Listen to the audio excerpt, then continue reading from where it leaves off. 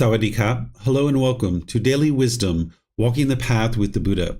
Today is our Pali Canon and English study group, and we're studying the original words of the Buddha. We're in Volume 7, which is titled Breathing Mindfulness Meditation. We're going to be studying chapters 21 through 34 today, so I'm going to jump right into it so that we can actually start studying his teachings. The way that we do this particular program is I invite students who are in Zoom to be able to read a chapter. And after a student reads a chapter, then I'm going to share some teachings on that particular chapter and then open up to any and all questions that you guys have related to the teaching that we just talked about. You can ask questions or volunteer to read in Zoom by putting that into the comment section or electronically raising your hand. That way I'll know and you can unmute and you'll be able to either read or ask your questions. If you're in Facebook or YouTube, you can ask questions by putting that into the comment section, and from there I'll be able to see that you have a question, and then I'll be able to answer it for you during the class. So welcome to all of you, whether you're joining for the first time or you're joining regularly. Is there anyone who would like to volunteer to read this first chapter? Okay, looks like Leo is going to volunteer. Go ahead, sir. Thank you. Breathing mindfulness meditation, well established. Annoying thoughts and impulses don't exist. Remain focused, monks, on fullness in the body. Have mindfulness of in and out breathing well established in front of you. Remain focused on the inconsistency of all untruths. For one who remains focused on the fullness of the body, obsession with passion for the property of beauty is abandoned. For one who has mindfulness of in and out breathing well established in front of oneself, any annoying thoughts and impulses don't exist. For one who remains focused on the inconsistency of all untruths, ignorance is abandoned, clear wisdom arises. Focusing on fullness in the body, mindfulness of in and out breathing, seeing the stilling of all untruths, dedicated always. He is a monk who's seen clearly. From that he is there liberated, master of direct knowledge. At peace he is a wise one, gone beyond bondage. Okay, thank you, Leo. So here the Buddha is giving us some information beyond just about meditation, but this is in here because he's talking about meditation. He's actually talking about three different things.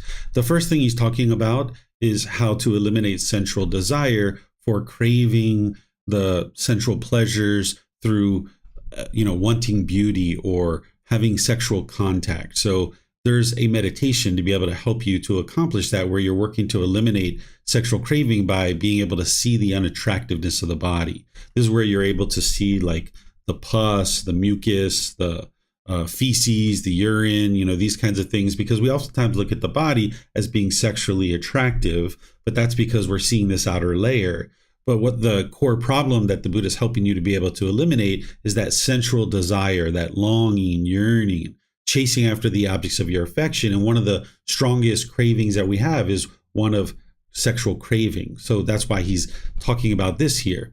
But then he's talking about that when you develop breathing mindfulness meditation, that there's no annoying impulses. And there's those annoying thoughts or impulses are eliminated. The annoying thoughts are the discontentedness because of the craving, desire, attachment. The impulses are the cravings, the longing, where you're just sitting somewhere and you just have this urge to just like grab onto something and crave something. So for an individual who's well developed in mind through breathing mindfulness meditation, then they won't have these annoying thoughts because they will have eliminated their cravings, their desire, the attachment, the longing, the yearning, and they won't have those urges and those cravings that they're just not satisfied with where they are and what they're doing. They're longing, yearning for something else. Then the Buddha talks here about a third thing that is, again, unrelated to meditation, but it's something that is part of the path to enlightenment, that you remain on being focused on inconsistency of untruths. This is going to help you to cultivate wisdom and get to the point where you have the wisdom and knowledge of the path to enlightenment, where you've abandoned the unknowing of true reality, where you need to be able to see what is true and what is false through learning, examining, investigating, through reflecting to independently verify, and through practicing. So this is something that someone on the path is doing in addition to meditation, is they're working to cultivate wisdom. That's what's ultimately going to help you to get to enlightenment. This particular paragraph here, or this sentence, the Buddha is just basically repeating what he's already taught. And he's saying, okay, for someone who's very dedicated to cultivating their mind in this way, they'll be able to see clearly. Whenever he's talking about seeing clearly, he means to be able to see these natural laws very clearly. Because when we're unawakened and we're in the unenlightened state, we don't see clearly the natural laws, like the universal truths, the three universal truths, the Four Noble Truths, that we don't understand the natural law of karma, dependent origination, and all these other things that the Buddha is teaching. We just don't see that. We just don't understand it. We just kind of haphazardly go through life. But for someone who's developed the foulness of the body, meaning that they're working on eliminating the sensual desire, that they've cultivated their mind through breathing mindfulness meditation, and they're focusing on developing wisdom, then this individual is getting to the point where they're seeing more and more clearly. And that's where the Buddha says, okay, this mind is actually liberated, that it's a master of this direct knowledge, meaning that you've independently verified things based on your own direct experience. Sometimes we might kind of want a teacher to tell us everything about what we should or shouldn't be doing. But instead, what we should be doing on the path to enlightenment in order to cultivate wisdom is look through our own direct experience of what we're experiencing in a day-to-day life, contrasting that with the teachings to be able to independently verify them. And as you do that, that's where the mind is actually coming to peace. Because now as you cultivate more and more wisdom, the mind will actually be able to get to the peace or liberation, where the mind is liberated or free. And when the mind is liberated or free, then this wisdom, this wise individual has now gone beyond bondage, where bondage is where the mind is all bound up with craving, desire, attachment, and it's experiencing those discontent feelings over and over and over again. So having done these things that the Buddha is teaching here about developing foulness of the body, developing breathing mindfulness meditation, and cultivating wisdom to dispel all untruths, now you can see clearly, you can get to liberation, you can get to peace, and you can be beyond this bondage where the mind is all bound up. So any questions on this chapter, you can put that into Facebook, YouTube, or Zoom, or you can raise your hand in Zoom and ask any questions that you like. Okay, I'm not seeing any questions. So let's go to the next one, chapter 22. Is there someone who would like to read this? Okay, Samantha. Breathing mindfulness meditation, the Tathagata's dwelling. Monks, if wanderers of other communities ask you, in what dwelling, friends, did the perfectly enlightened one generally dwell during the rains retreat? Being asked thus, you should answer those wanderers thus. During the rains residence, friends, the perfectly enlightened one generally resided in the concentration by mindfulness of breathing. Here, monks, mindful, I breathe in. Mindful, I breathe out. When breathing in long, I know I breathe in long. When breathing out long, I breathe out long. When breathing in short, I know I breathe in short. When breathing out short, I breathe out short. I know experiencing the body, I will breathe in. I know experiencing the body, I will breathe out. I know calming the bodily sensations, I will breathe in. I know calming the bodily sensations, I will breathe out. I know experiencing joy, I will breathe in. I know experiencing joy, I will breathe out. I know experiencing peacefulness, I will breathe in. I know experiencing peacefulness, I will breathe out. I know experiencing the mental activity, I will breathe in. I know experiencing the mental activity, I will breathe out. I know calming the mental activity, I will breathe in. I know calming the mental activity, I will breathe out. I know experiencing the mind, I will breathe in. I know experiencing the mind, I will breathe out. I know gladdening the mind, I will breathe in. I know gladdening the mind, I will breathe out. I know concentrating the mind, I will breathe in. I know concentrating the mind, I will breathe out. I know liberating the mind, I will breathe in. I know liberating the mind, I will breathe out. I know reflecting on impermanence, I will breathe in. Reflecting on impermanence, I will breathe out. I know reflecting on fading away, I will breathe in. I know reflecting on fading away, I will breathe out. I know reflecting on elimination, I will breathe in. I know reflecting on elimination, I will breathe out. I know reflecting on letting go, I will breathe in. I know reflecting on letting go, I will breathe out. If anyone, monks, speaking rightly, could say of anything, it is a noble dwelling, an excellent dwelling, the Tathagata's dwelling. It is of concentration by mindfulness of breathing that one could rightly say this. Monks, those monks who are trainees, who have not attained their mind's ideal, who dwell aspiring for the unsurpassed security from bondage, for them, concentration by mindfulness of breathing, when developed and cultivated, leads to the destruction of the taints. Those monks who are arahants, whose taints are destroyed, who have lived the holy life, done what had to be done, laid down the burden, reached their own goal, completely destroyed the fetters of existence, those completely liberated through final knowledge. For them, concentration by mindfulness of breathing, when developed and cultivated, leads to a peaceful dwelling in this very life and to mindfulness and clear comprehension. If anyone, monks, speaking rightly, could say of anything, it is a noble dwelling, an excellent dwelling, the Tathagata's dwelling. It is concentration by mindfulness of breathing, that one could rightly say this. Okay, thank you, Samantha. So the Buddha is talking about the rains retreat here, that during his lifetime, he would suggest that his students stay at a temple and not travel out throughout the countryside, because when it's raining a lot, the ground's really soft. And if you can imagine the thousands of people that were studying with him, if they were traveling from town to town to town to be able to see him or do other things, they're actually walking through people's land. Because today we have well-defined roads and sidewalks, but during that time frame, they didn't have that. If you were traveling from one place to the other, you would frequently be cutting through people's property. And if people have planted their crops or they're growing crops and you're walking through on the soft land, you're going to actually destroy this with thousands of people walking. So during the rains retreat, which is 3 months out of the year, essentially from July to about October, but it shifts a little bit each year depending on the lunar schedule, that he would encourage people to stay inside the temple and work on learning and growing and developing. So what he's saying here is he's saying, suppose his students were asked by other students from other communities, because remember, there's other people who are teaching besides the Buddha, and they were claiming that it was their teachings that led to enlightenment.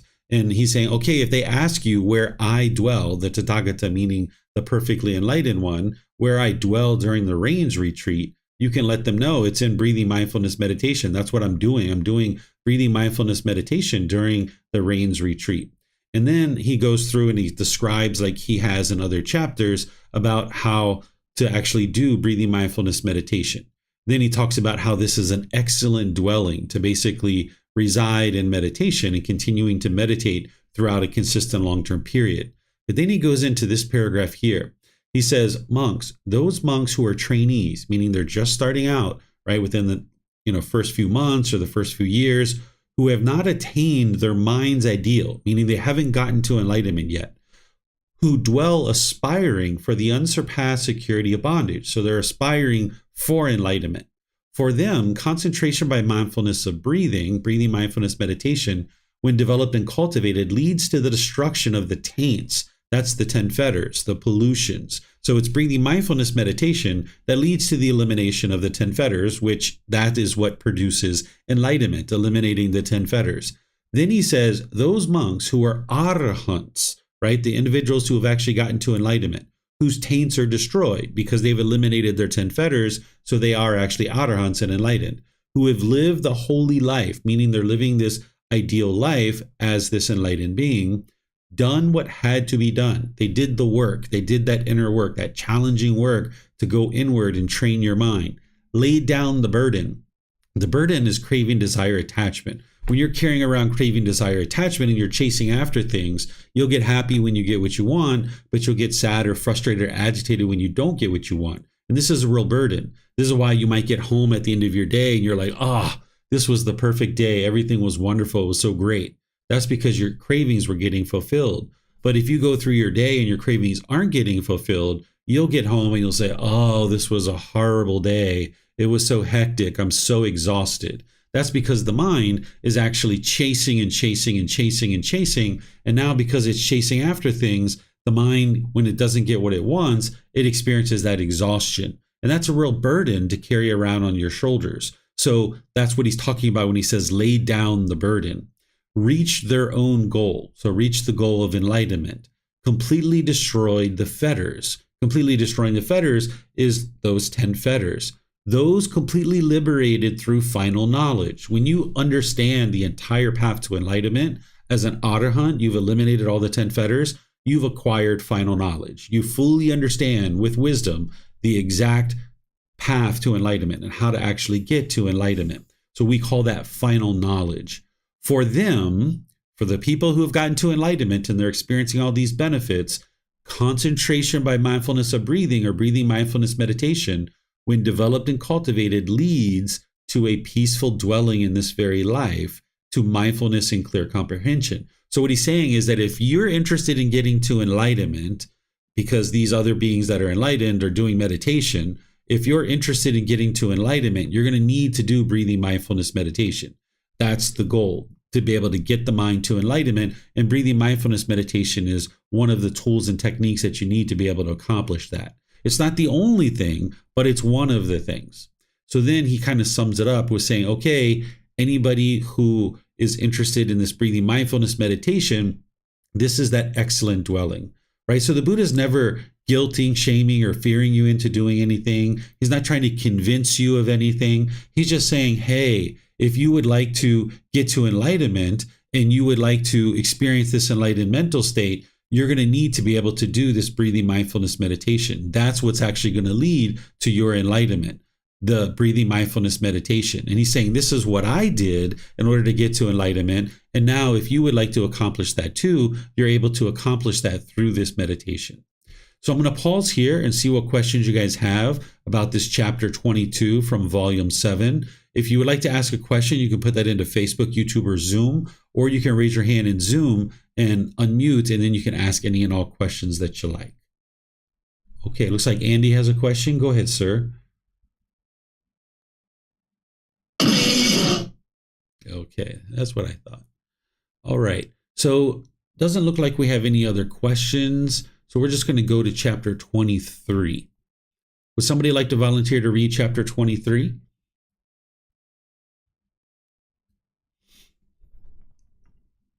Okay.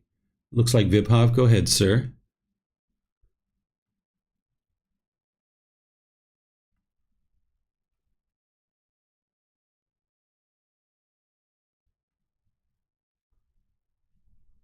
We can't hear you yet, Vibhav.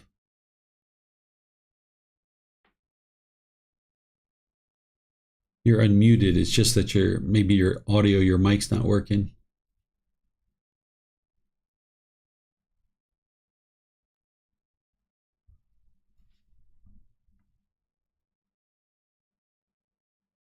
Maybe you can work on that, Vibhav. If there's someone else who would like to read, you're more than welcome to. Oh, there you go. Yep, we got you.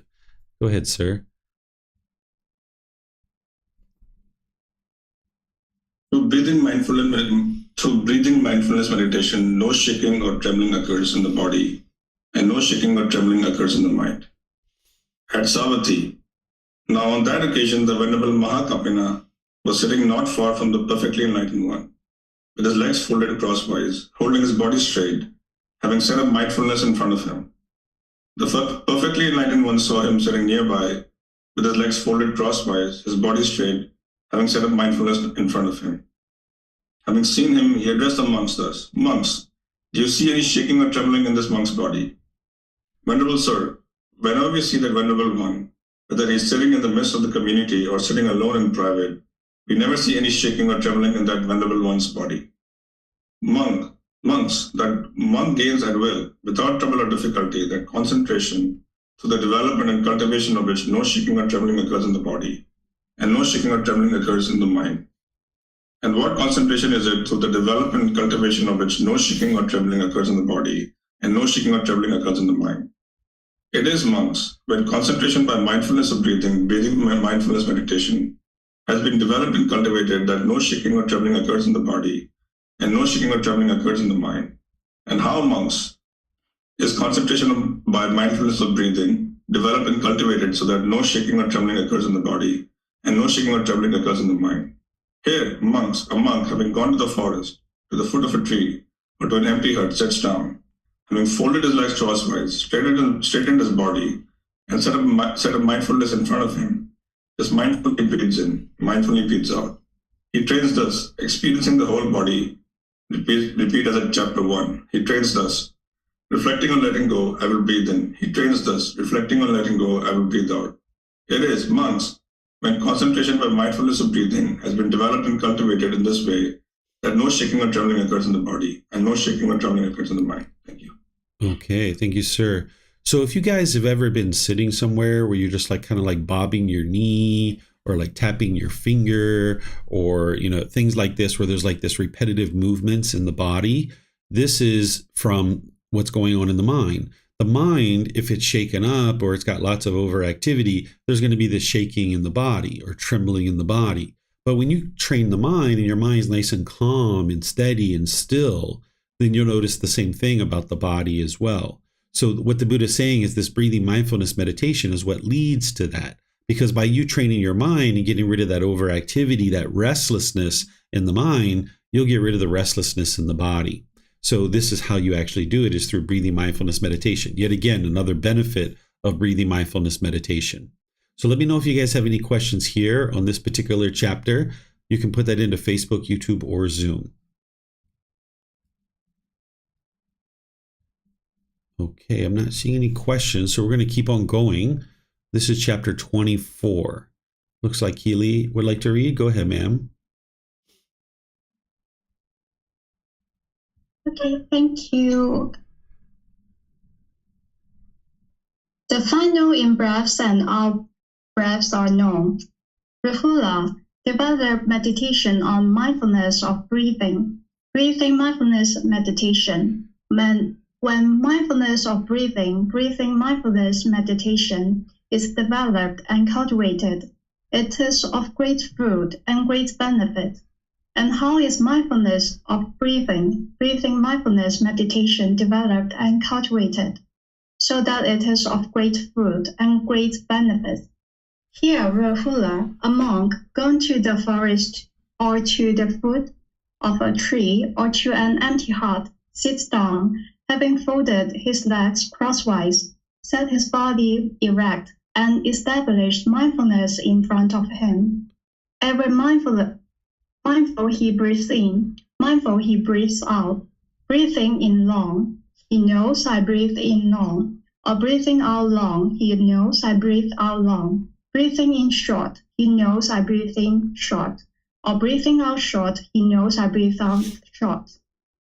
He chains thus, experiencing the whole body. Repeat as at chapter 1. He chains thus, reflecting on letting go, I will breathe in. He chains thus, reflecting on letting go, I will breathe out.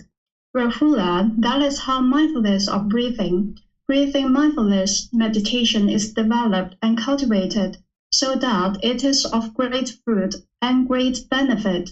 When mindfulness of breathing mindfulness meditation is developed and cultivated in this way, even the final in-breaths and out-breaths are known as they cease, not unknown. That's all. Thank you. Okay, thank you, Keely. So here, the Buddha is saying that through breathing mindfulness meditation and practicing and cultivating that over the course of your life, when you get to your final in-breath and your final out-breath, you will know that that's what is occurring.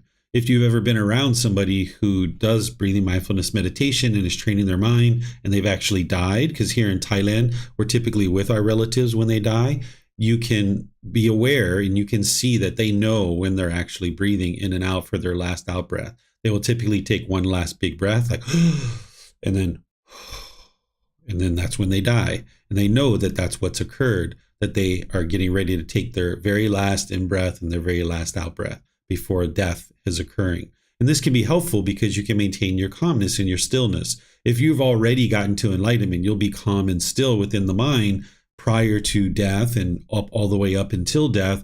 But if you haven't gotten to enlightenment yet, it's kind of nice to know, okay, here I am, the very last in-breath and out-breath, and maintaining stillness and calmness in the mind. Because if there's going to be rebirth, meaning that there wasn't enlightenment at death, then if there's going to be rebirth, you can have an improved rebirth from the development of your mind all the way through your life. And then now at the very last in-breath and out-breath, maintaining the mind's calmness and composure. Do you guys have any questions on this chapter? You can put that into Facebook, YouTube, or Zoom, or you can raise your hand in Zoom. Okay, no questions here. All right, this is chapter 25. Would someone like to read this one? Okay, Leo, go ahead, sir. Thank you. One who perceives non-self eradicates the conceit I am. When monks, a monk has wholesome friends, wholesome companions, wholesome comrades. It can be predicted of him that he will be virtuous. One who resides restrained by the training guidelines, possessed of wholesome conduct and resolving difficult situations, seeing danger in the slightest faults. Having undertaken the training guidelines, will train in them. When a monk has wholesome friends, wholesome companions, wholesome comrades, it can be predicted of him that he will get to hear at will, without trouble or difficulty, talk concerned with the holy life. That is conducive to opening up the heart.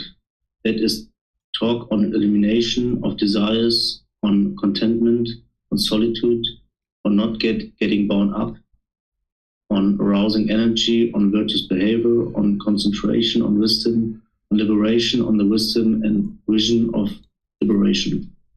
When a monk has wholesome friends, wholesome comrades, wholesome companions, wholesome comrades, it can be predicted of him that he will arouse energy for abandoning unwholesome qualities and acquiring wholesome qualities. He's strong, firm in effort, not casting off the duty of cultivating wholesome qualities. When a monk has wholesome friends, wholesome companions, wholesome comrades, it can be predicted of him that he will be wise, possessing the wisdom that discerns arising and passing away, which is noble and penetrative and leads to the complete destruction of discontentedness. Having based himself on the 5 things, the monk should develop further 4 things. First, perception of unattractiveness of the body should be developed to abandon lust. Second, loving kindness should be developed to abandon ill will. Third, mindfulness of breathing should be developed to cut off thoughts. 4, the perception of impermanence should be developed to eradicate the conceit I am. When one perceives impermanence, the perception of non-self is stabilized. One who perceives non-self eradicates the conceit I am. Nibbana. It is in this very life. Okay, thank you, Leo. So here, you guys have seen this section before, if you've been studying with me for any amount of time, that this is the 4 different types of meditations that the Buddha taught. These are the only 4 types of meditation that he taught. And what you would like to do is develop a meditation practice based on the same things that the Buddha did, because it's what he did that's actually going to lead to your enlightenment. That's why he's a Buddha. He figured out how to do this himself. So if you introduce anything from outside that isn't part of the teachings of the Buddha, you're just taking your mind potentially in the opposite direction of what the Buddha is actually teaching you. So this first part, which you guys may not have seen before, is where the Buddha is talking about developing wholesome friends, companions, and comrades. Because by you having wholesome people, your mind will tend to lean in the direction of enlightenment, where you're influenced by those things. So you would like to be able to see this danger even in the slightest faults, meaning that if you make even the slightest little bit of unwise decision with the slightest little bit of craving in that decision, there's going to be a certain unwholesome result that comes because of that. So you need to be able to see that level of detail in the decision making, and then make decisions to associate with wholesome individuals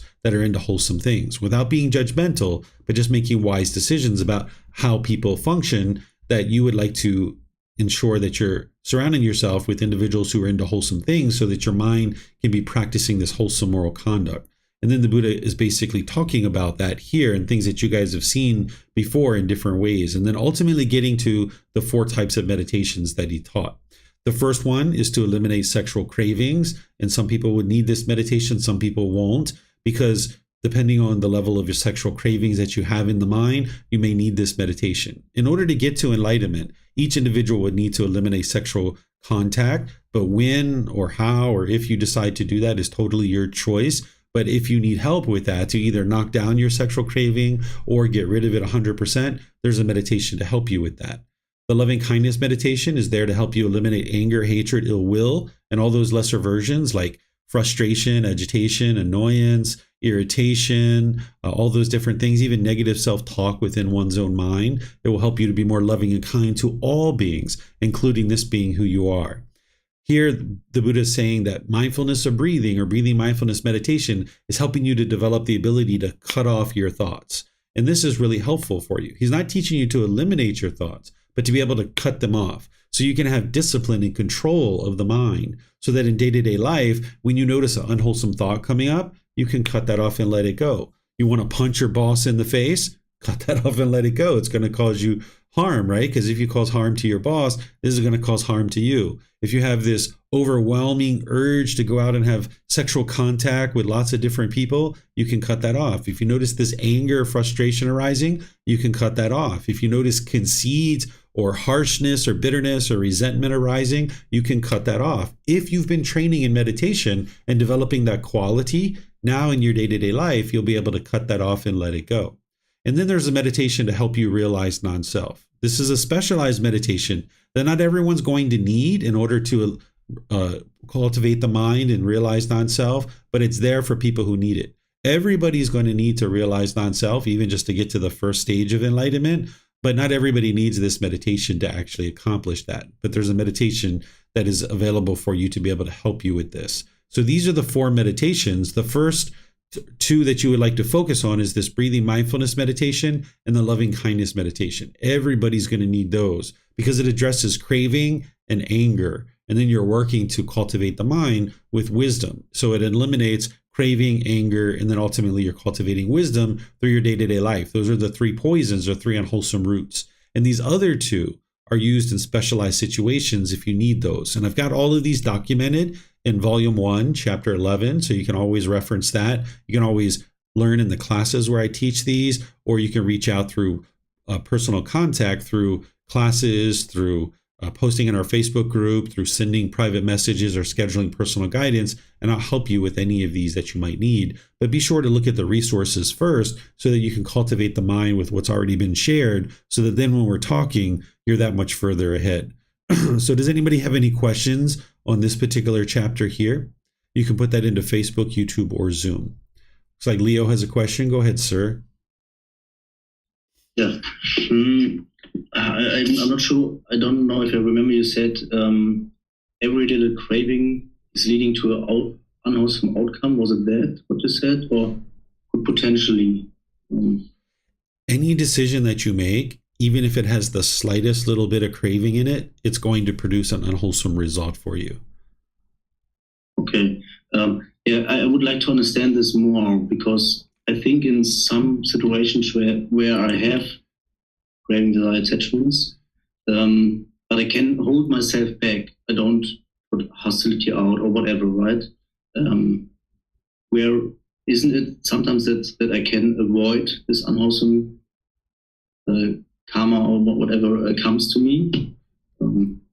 Yes. So listen to what I'm sharing. What I'm sharing is any decision that you make that has even the slightest little bit of craving in it will produce unwholesome results. So if you make a decision based in that craving, then that's what's going to produce the unwholesome results. But if you just have craving coming up in your mind, that is not going to produce unwholesome results. That is actually unwholesome results, because you haven't eliminated your cravings in the past. They're still coming up now. But if you're not acting upon it, then you're not making a decision. So therefore, there's not going to be unwholesome results from that, because there's no decision that's being made. Instead, the decision that you're making is you're choosing to restrain the mind and pull the mind back. And that's the decision that you're making, which is producing wholesome results, because now you're practicing restraint of the mind. And that's a wholesome outcome that you're going to experience because of that. Okay. Because I had, for example, some cravings recently about earning more money from the the job I will go to do. So I thought about what I could write this person who will pay me to get a little bit or get a bit higher with the income.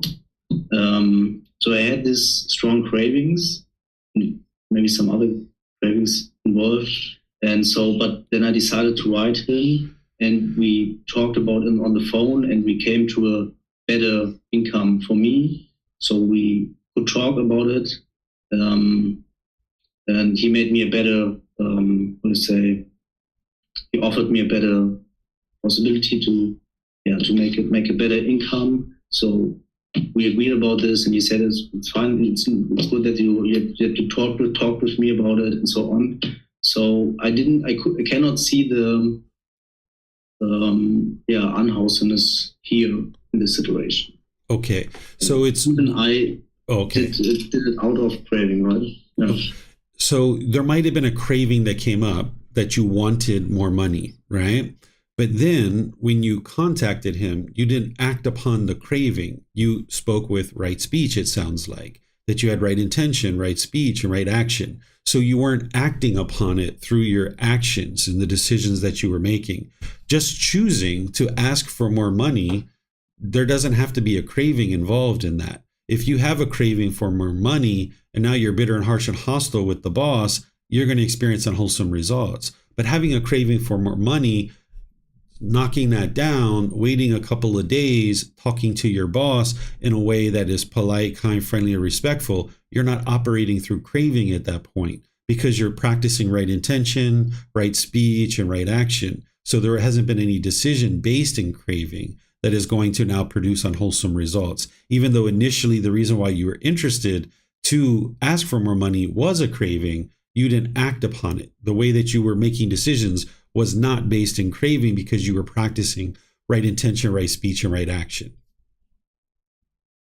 Okay, difficult for me to see right now because by the way, right before that, I had this craving and I didn't wait a few days. Right away, we talked, and the whole day I had these cravings in my mind and this frustration that I made this mistake. And in this situation, you're saying that I could somehow put this aside. Okay, I just cannot see it right now, but I don't think about it. Okay, let's help you a little bit here, Leo.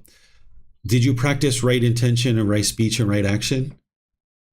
Yeah, I would say so. Okay, so when you're practicing right intention, right speech, and right action, there's no craving involved. Okay. Can you see it now? Yeah, I can see it a little bit. Okay. All right. So there's no craving involved, even though initially your mind was like, oh, I want more money. You ultimately practice through your actions of right intention, right speech, and right action. And those are the wise decisions that you're making. And that's the benefit of knowing something like the Eightfold Path, is that when you see craving come up in your mind, you can restrain it. And now you choose through wisdom to practice right intention, right speech, and right action. So you need to be able to see it as two different things. There's the initial craving, but you restrained it and you ultimately practiced right intention, right speech, right action, which whenever you're practicing the Eightfold Path, it's going to produce wholesome karma or wholesome results. But there was, yes, initially a craving that spurred you to be able to be interested to actually have more money, but you didn't have to operate through that. You can restrain the mind and now practice right intention, right speech, right action, which is what you're being taught how to do. And then when you do that more and more and more, you'll get to the point where there isn't any craving, that you're just making decisions through wise decision making, that you're like, $13 an hour isn't enough. I'm going to need 15 if I'm going to really be sustainable with my finances. So let me just wisely choose to talk to my boss about $15 an hour, where this time it was based in craving initially, but you were able to restrain the mind enough to at least practice right intention, right speech, right action, where in the future, when you get rid of that craving more and more, it won't be a craving at all. It'll just be right intention, right speech, right action based in 100% wise decision. There's not even an initial craving. And that's ultimately what you'd like to get to, but you gradually need to work towards that. So you're in the process of doing that. So that's why you got the craving initially, you were able to restrain it, and then you were able to practice the wholesome moral conduct, which is going to produce wholesome results for you, or wholesome karma.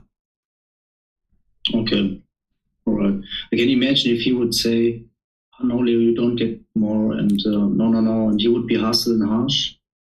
It could be potential that my craving come up again, right?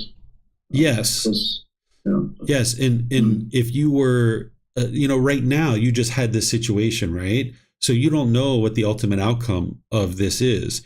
The boss agreed so far to this money, right? But now when you start the job, is he going to be bitter and resentful and hostile to you because you asked for more money? You don't know that yet because you haven't fully played out this entire scenario. But so far, you at least got the extra money, right? And that's not necessarily wholesome karma that you're getting more money, right? So you have to play this whole thing out, and you're going to need to be able to look at this to be able to see fully what was the karma behind you asking for more money, because you haven't lived this out all the way. You haven't even started the job. So you're not able to see the full results of your karma of having asked for more money.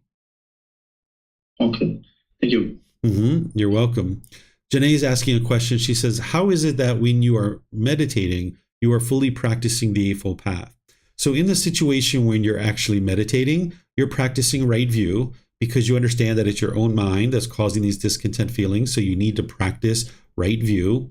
And that's what you're practicing at the time of meditation. You're practicing right intention. You have the intention of renunciation, non-ill will, and harmlessness. You're not practicing any speech. The action that you're choosing to do is just sit there, lay there, stand, or walk. So you're not causing any harm through your bodily actions. Whatever your livelihood is, if you've purified your livelihood, then you're practicing that. You're practicing right effort to cut off and let go of unwholesomeness and arise wholesomeness. You're practicing right mindfulness, which is awareness of mind. And you're practicing right concentration because you're practicing singleness of mind. So in one activity, like breathing mindfulness meditation, you're essentially practicing the entire Eightfold Path, minus right livelihood if you don't have a right livelihood. But you're practicing that entire Eightfold Path, and that's why it's so impactful. And that's why it's so beneficial, because in a very short period of time, you're essentially perfecting the Eightfold Path for those 10 minutes or those 30 minutes. And that's why you're getting all this benefit coming back to you as a result of practicing breathing mindfulness meditation. Marcy has a question. Go ahead, ma'am.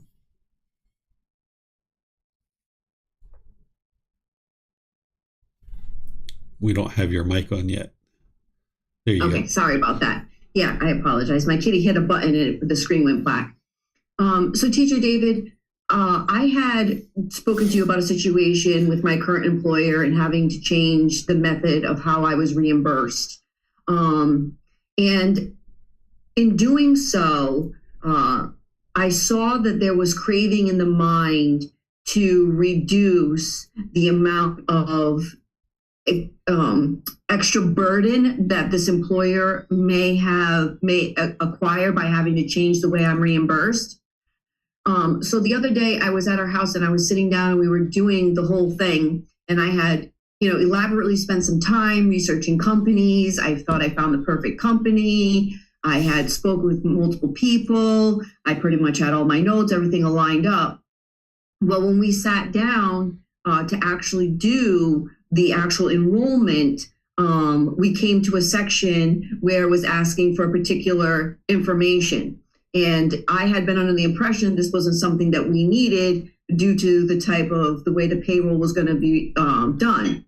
Ultimately, the company that I had chosen could not offer this benefit. And I was experiencing some severe discontentedness. I really got really frustrated, very let down, and very almost like the mind was feeling very overwhelmed. And at the time I could see that how I was responding to the opposite information, like saying, basically we're going to have to find another path. I could see how my dealings with the situation was affecting my client's, my client's caretaker. And at that moment, the only thing I could think to do was just to kind of like step back. I was like, hey, Donna, this is something that I was not anticipating. And right now my mind is not, I'm having some difficulty trying to find a way out. Could we put a pause on it? Her response was, I need to kind of get this done today. And we can't wait another day to do this. So I was like, okay, fine. So I went outside, I took a couple deep breaths, and then I came back in, but I could still feel that craving inside of me, wanting this to be smooth and make it easy for her. And I got on the internet and I, kept telling the mind, equanimous, Marcy, this is just an impermanent situation. It will pass. Just try to stay clear, focus. The certain points that you have, the type of company that needs to do the payroll. Just take your time, breathe, and go through it. Ultimately, we found another company to do this. But at the time I was working, I could feel the craving in me, Teacher David. Like I could feel that craving. But it was really like I was really having to talk to the mind and say, take a breath, Marcy, breathe, slow it down. I could feel myself when I was reading stuff. I was like trying to read real fast through it, and I would like cut it off, stop, slow. Then I would force myself go word for word for word.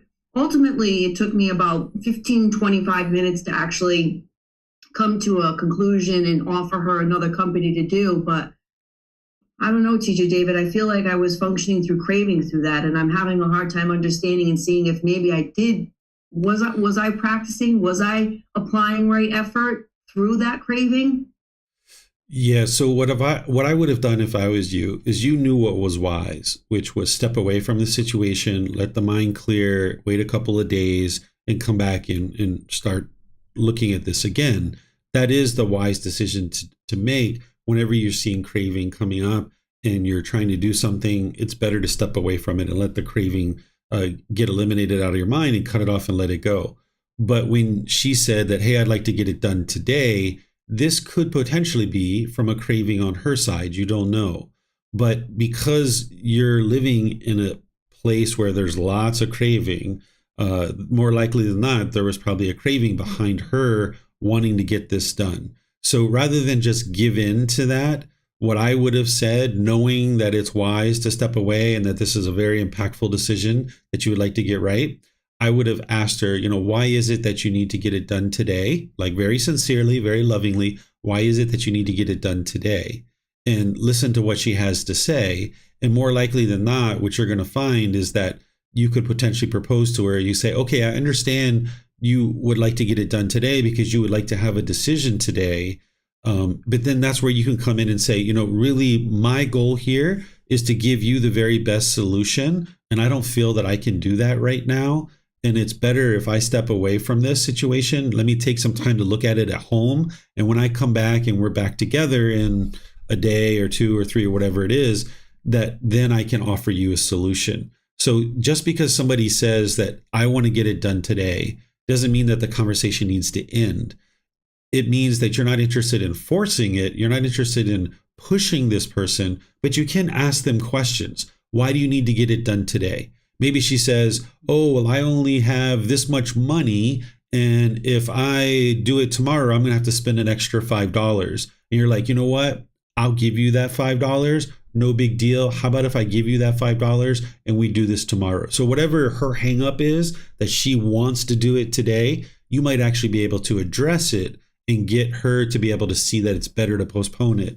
So even though you didn't have that wisdom at that time, I'm sharing this with you now. So in the future, you'll be able to do these kinds of things.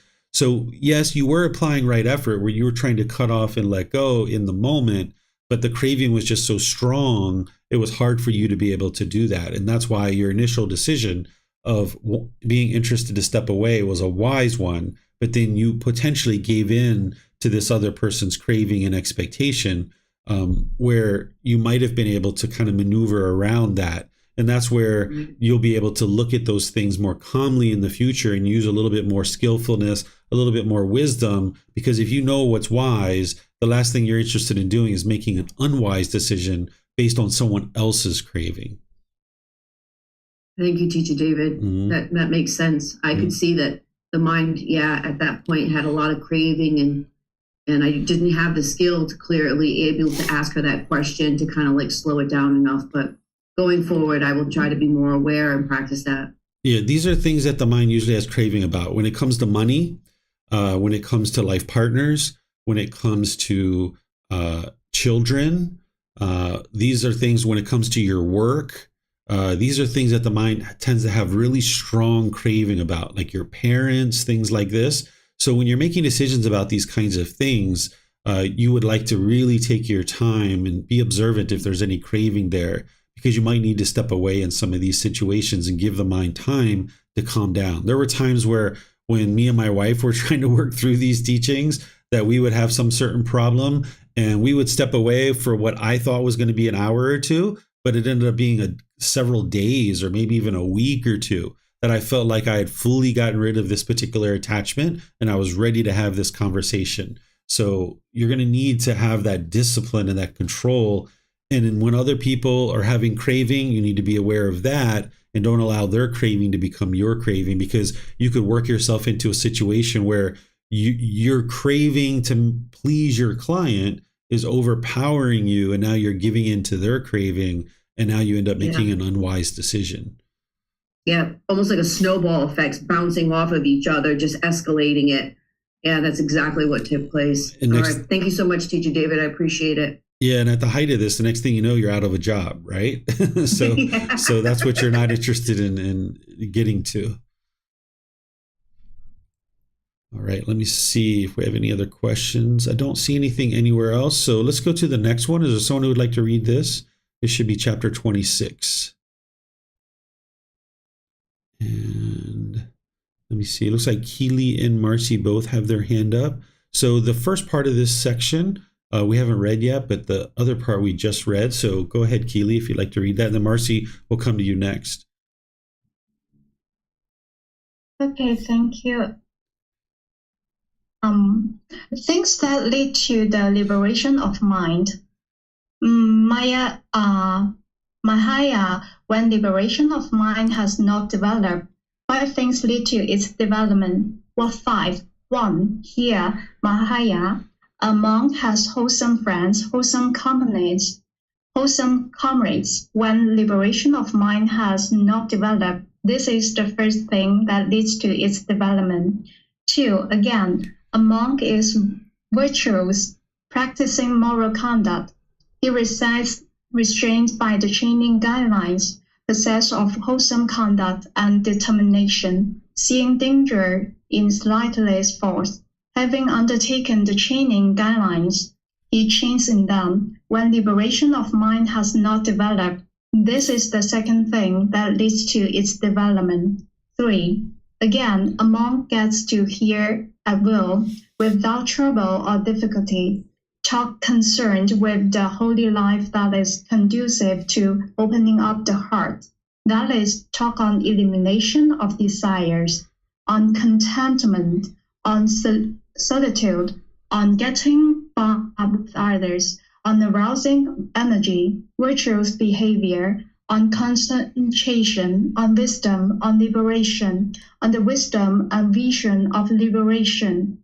When liberation of mind has not developed, this is the third thing that leads to its development. 4. Again, a monk has aroused energy for abandoning unwholesome qualities and acquiring wholesome qualities. He is strong, firm in effort, not casting off the duty of cultivating wholesome qualities. When liberation of mind has not developed, this is the fourth thing that leads to its development. 5. Again, a monk is wise. He possesses the wisdom that discerns arising and passing away, which is noble and penetrative, and leads to the complete destruction of discontentedness. When liberation of mind has not developed, this is the fifth thing that leads to its development. We've read all this other stuff. Keely, we just actually read it, so we can stop there since we have so many chapters today. Okay, no problem. Thank you. Thank you. So these are the 5 things that the Buddha is talking about that need to be developed, and then another 4 things, which is the meditation. So here, these are all things that are really self-explanatory that we've talked about at different times. The development of wholesome friends. You guys understand how that leads to enlightenment, because you're going to be influenced by positive things. Then developing this moral conduct, being able to see the danger in the slightest thoughts of this natural law of karma. Then this third one, where he's talking about hearing the teachings, hearing the true teachings that lead to enlightenment, right? This is part of what's going to lead to your liberation. If you're not if you're not having the opportunity to be able to hear the true teachings, then you're not going to be able to actually experience enlightenment. So this is one of the things that you guys have the ability to learn the true teachings through books and audiobooks, videos, podcasts, coming to classes and courses, retreats, getting personal guidance. This is something that you guys have access to. Then applying the energy to abandon unwholesome qualities and acquire wholesome qualities, and being dedicated and firm in that effort, right? Not casting that off or being complacent, but you stay dedicated and determined. And then the fourth one is that you're developing this wisdom of things that are arising and passing away. That's the universal truth of impermanence, right? So if you develop this is the very first teaching that the Buddha teaches in order to help you understand the Four Noble Truths. So these are the 5 things that he's saying that you need to develop and cultivate these in order to be able to make your way to enlightenment. Among other things, of course, but these are 5 things to pay close attention to. So if you haven't developed these 5 things, be sure that you're doing that. Let me know what questions you guys have here, because this is what's leading into then the 4 things of the meditation.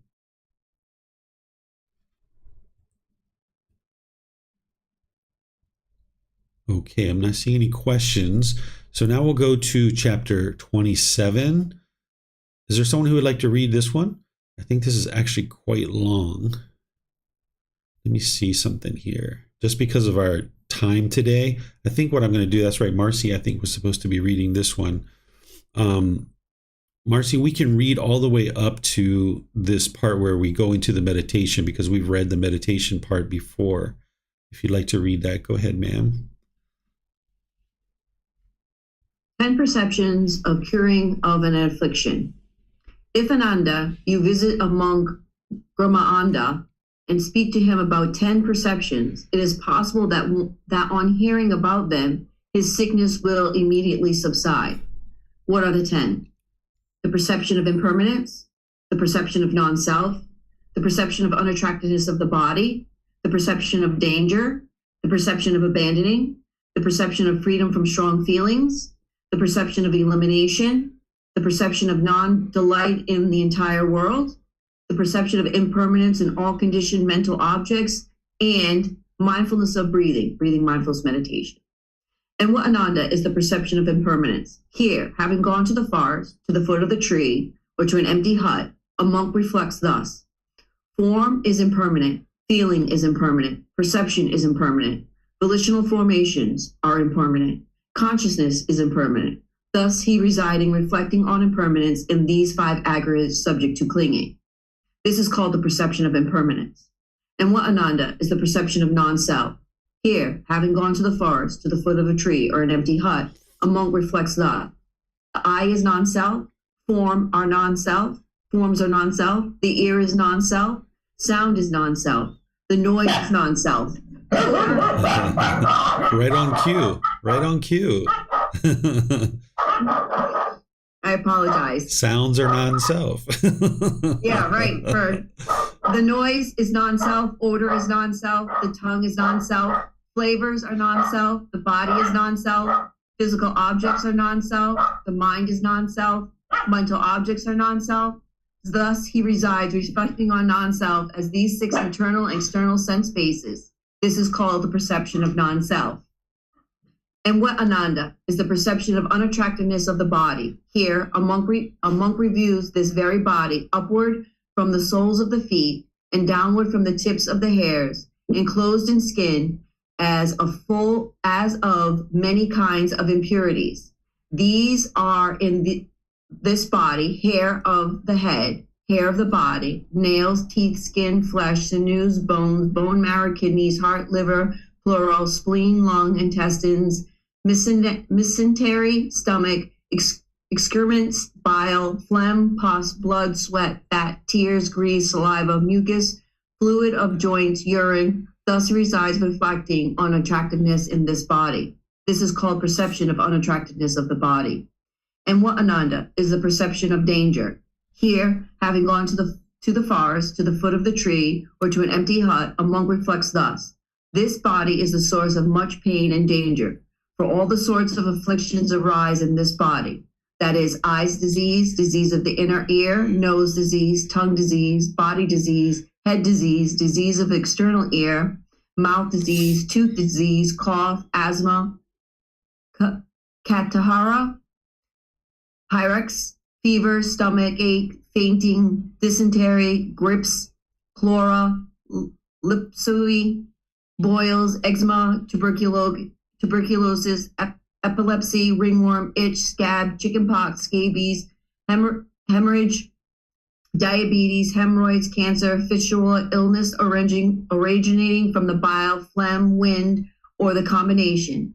Illness produced by change of climate, illness produced by careless behavior, illness produced by assault, or illness produced as a result of unwholesome karma, and cold, heat, hunger, thirst, defecation, urination. Thus he resides reflecting on danger on this body. This is called perception of danger. And what, Ananda, is perception of abandoning? Here, a monk does not tolerate an unarisen sensual thought. He abandons it, dispels it, terminates it, and obliterates it. He does not tolerate an unarisen thought of ill will, an unarisen thought of harm. Evil, unwholesome states, whenever they arise, he abandons them, dispels them, terminates them, and obliterates them. This is called perception of abandoning. And what, Ananda, is the perception of freedom from strong feelings?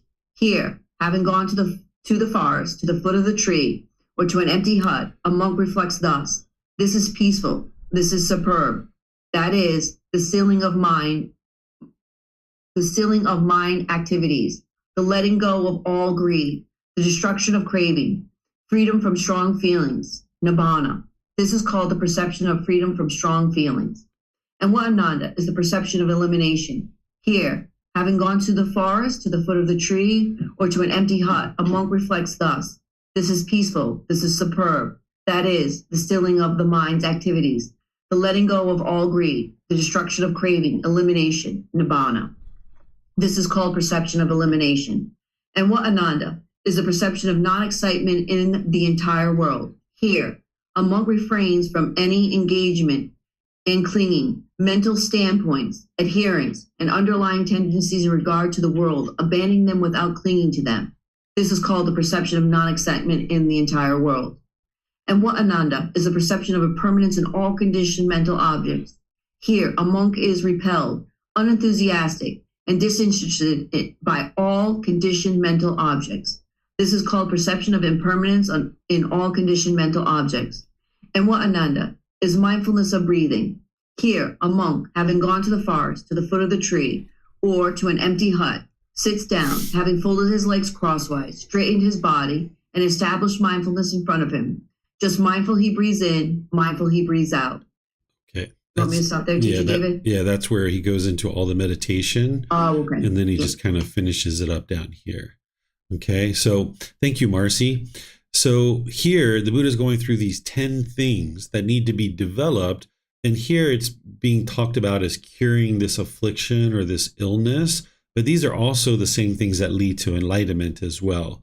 And the Buddha goes through very clearly talking about each one of these, whether it's impermanence or non-self, this unattractiveness of the body. If you've ever heard of the 32-part body meditation, that's what he's talking about here. These are 32 parts of the body that you meditate on each individual one. And this is what's going to help you to eliminate sensual desire and that elimination of craving for sexual contact. So during his lifetime, they would literally meditate on each one of these individual aspects of the body. But now we look at like a picture of a dissected corpse, for example, and that's going to help you to eliminate sensual desire, that longing, yearning for sexual contact, because you start seeing that the body is not attractive. So here, this is something I teach in one of the retreats, the 32-part body meditation, and that's what he's listing out there. This danger is the danger of disease and illness of the body. And these are all these different things that you will still experience these. If you're enlightened, you can still experience all of these things. But here you can see that the Buddha separates illness that is the result of unwholesome karma, right? There's a difference between experiencing an injury of the body versus it coming from unwholesome karma. These are two different things. Sometimes people think that when somebody's injured or they experience, like I just experienced this motorbike accident, there were people that were like, oh, isn't that unwholesome karma? And I needed to help them to understand that, no, this wasn't from unwholesome karma. This was from impermanence. So you can see the Buddha separating that here, that there's illnesses that occur, and then there's illnesses that occur as a result of unwholesome karma. And these particular things up here, they could also be occurring from unwholesome karma, but you need to be able to look at it closely to know. So let's just take one of these things, like scabies, okay? You can get scabies from sexual contact, like say you're having sex with 3, 4, 5, 6 different people in 1 week. That is the unwholesome karma of having chosen to have sex with all those people. But you could also go to a hotel room and choose to sleep in this hotel room, and now you could actually get scabies just by sleeping in the hotel room too. This wasn't unwholesome karma. This was a result of just decision to stay in this particular hotel. And now in that hotel, you're experiencing this illness of the body. It's not necessarily coming from an unwise decision necessarily. It could be, but it may not be. So you need to be able to see the difference between these things. Then here he's talking about abandoning. This is something that you guys have learned about through the Eightfold Path, where you're applying right effort to abandon unwholesome qualities of the mind and cultivate wholesome qualities. Then the Buddha is talking here about these elimination of strong feelings, then talking about elimination. He's talking about non-excitement in the entire world. This is good for you guys to see this, because sometimes when people see that the Buddha is teaching non-excitement in the entire world, they're like, isn't that a pessimistic view to think that, you shouldn't be excited about the world? Well, remember, he's talking about the conditional feelings related to that. And here he's giving you a detailed description of clinging to these mental standpoints and adherences and these underlying tendencies in regards to the world, abandoning those and not clinging to those. So by the time you get to enlightenment, you'll thoroughly be enjoying the world. It's just that you won't find this conditional excitement, these conditional pleasant feelings, because you're not clinging to all these different things about the world.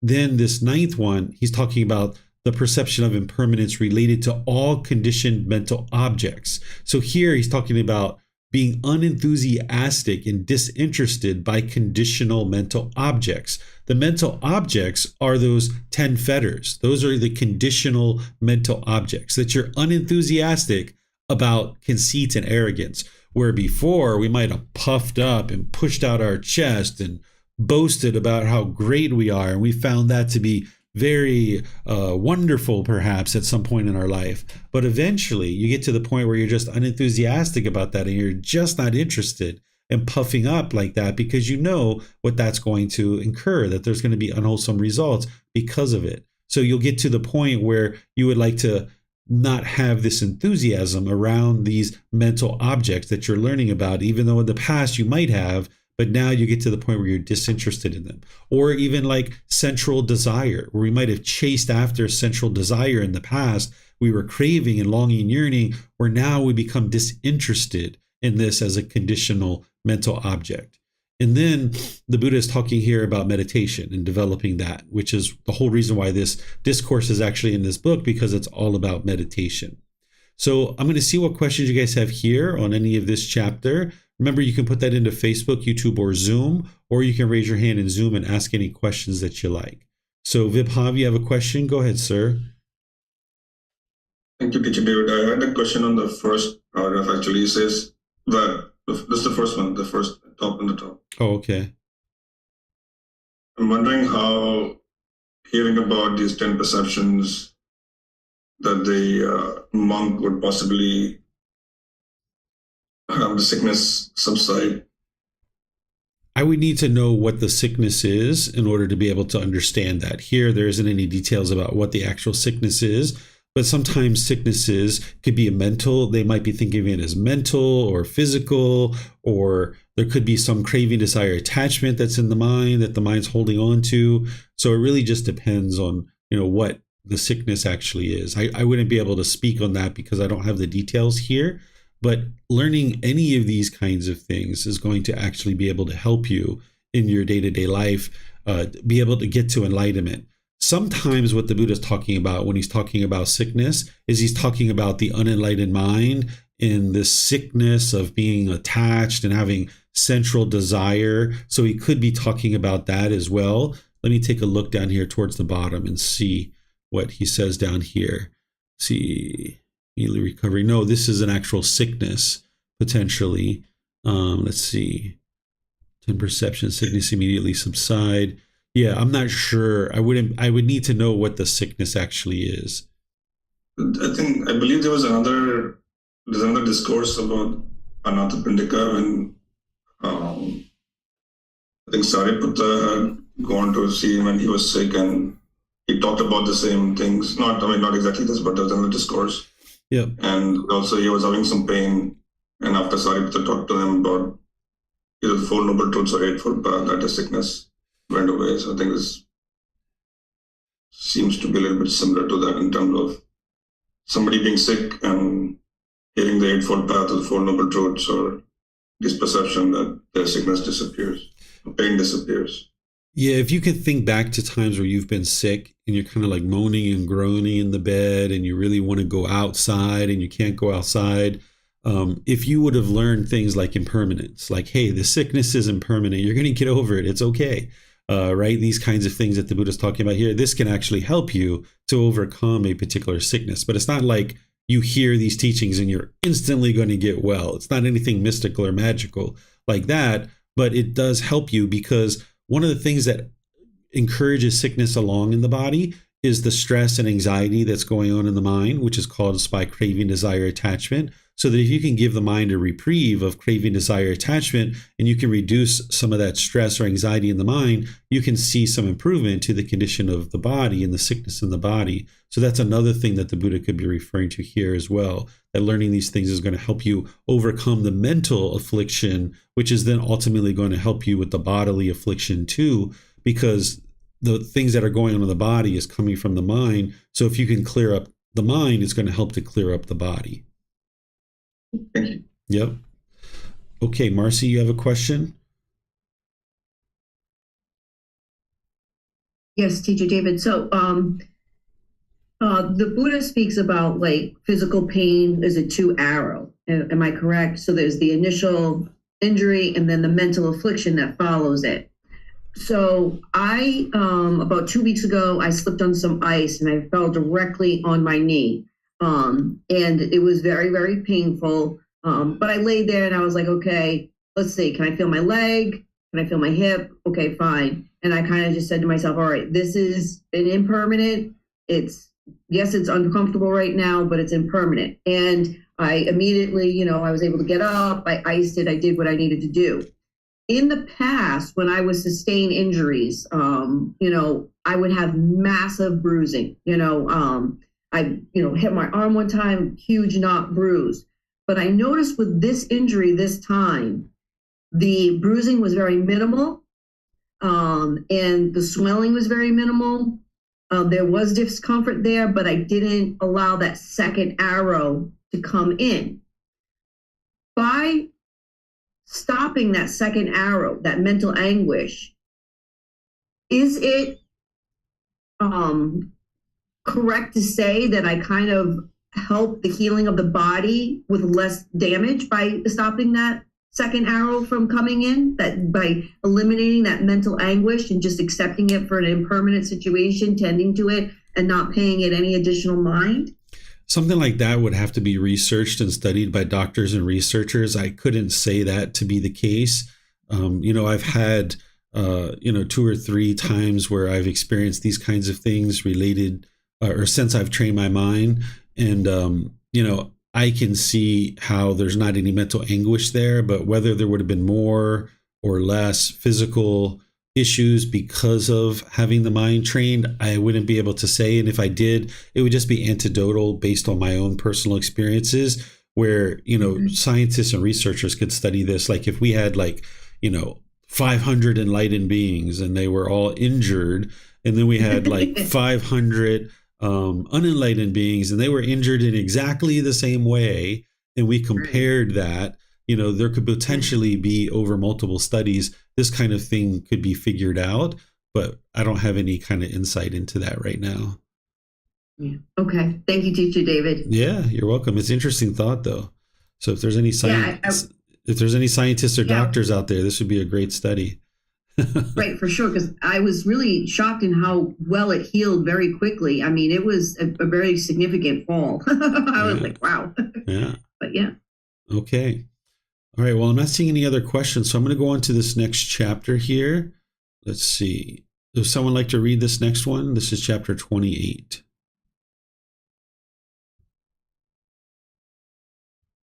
Okay, looks like Vibhav. Go ahead, sir, and then we'll get Leo after that. There's multiple discourses here. Vibhav, if you need help at any point, just let us know. Okay. 5 things to penetrate to the unshakable. First discourse. Monks possessing 5 things, a monk pursuing mindfulness of breathing in no long time penetrates to the unshakable. What 5?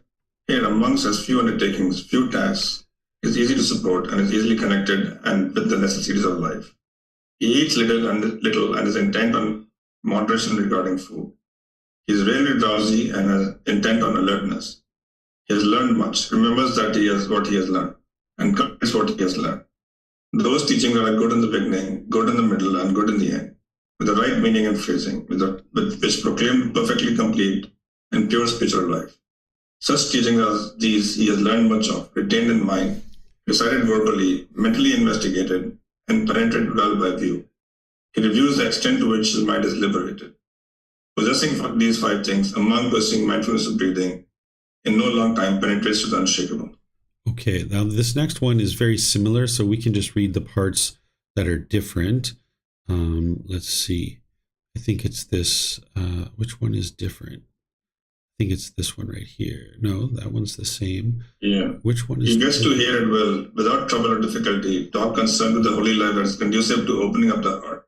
That is, talk on the elimination of desires, on contentment, on solitude, on not getting bound up with others, on arousing energy, on virtuous behavior, on concentration, on wisdom, on liberation, on the wisdom and vision of liberation.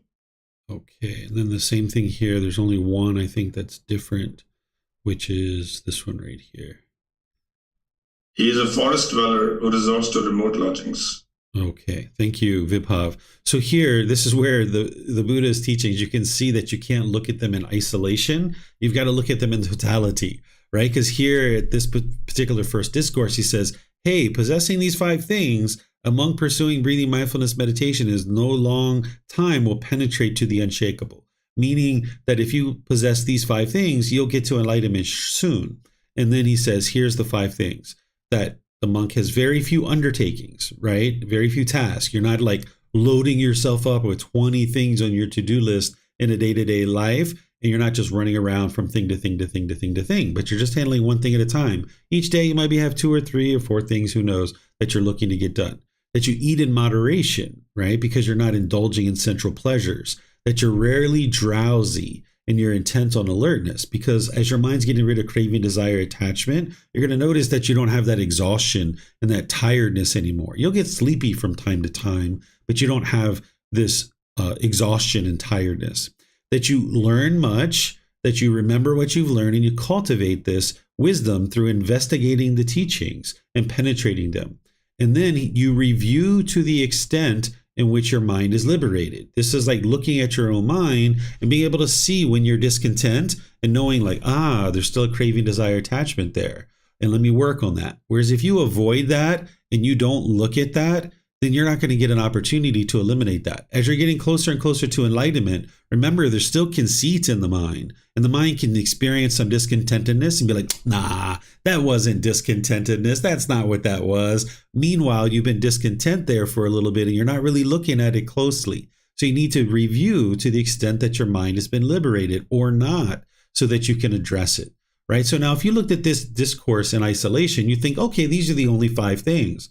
But now the Buddha's like, oh, here's another 5 things. And they're basically exactly the same, except for this 4th one, right? So this 4th one is essentially also hearing the teachings and practicing the teachings, arousing this energy, being dedicated and diligent, where all the others are the same.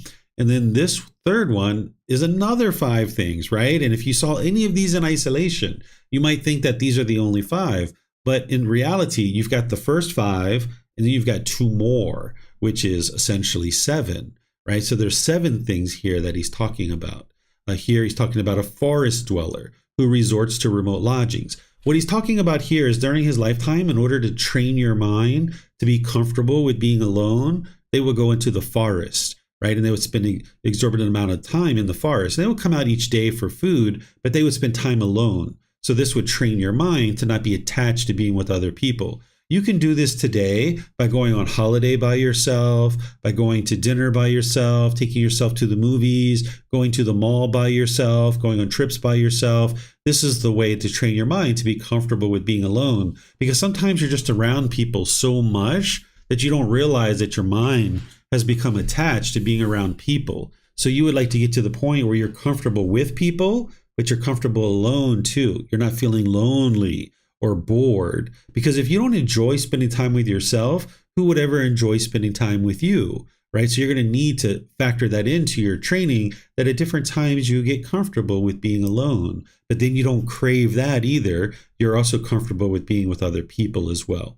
So these are 7 things throughout these discourses that the Buddha is sharing, that if you're cultivating breathing mindfulness meditation along with these 7 things, that you will make your way to enlightenment. And of course, you guys know that there's other things besides these 7. You need to know the Eightfold Path, you need to know all these other things, but that's where the Buddha is talking up here about hearing the true teachings. This is where you're going to gather up all the wisdom that you need to be able to make your way to enlightenment. So let me know what questions you guys have here on this particular discourse.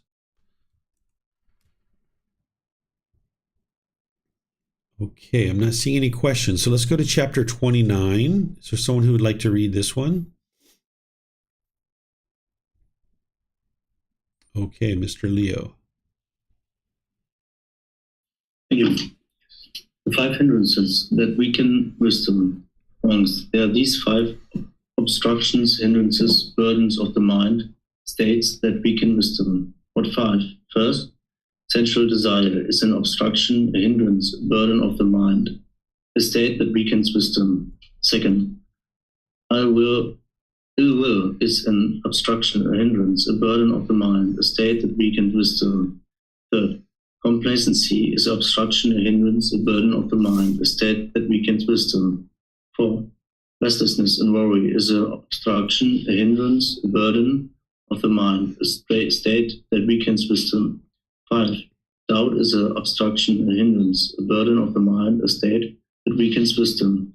These are the 5 obstructions, hindrances, burdens of the mind, states that weaken wisdom.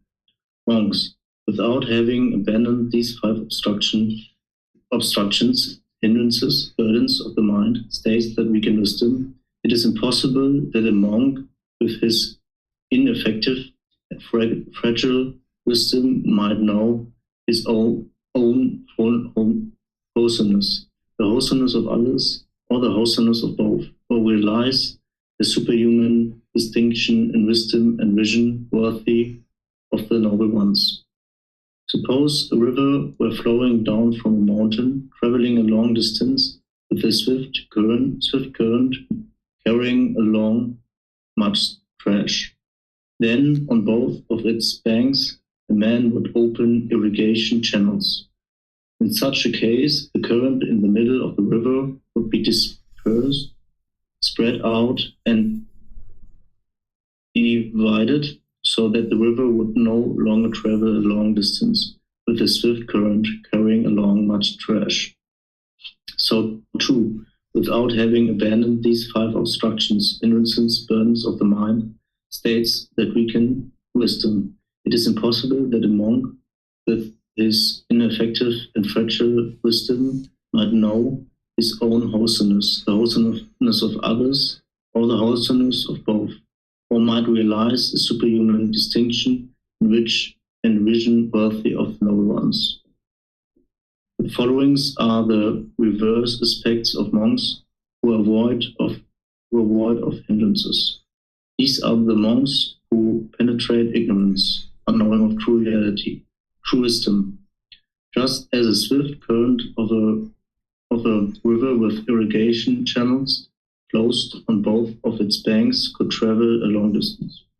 Okay, thank you, Leo. So here, these are 5 hindrances that will obstruct you or hinder you from being able to get to enlightenment.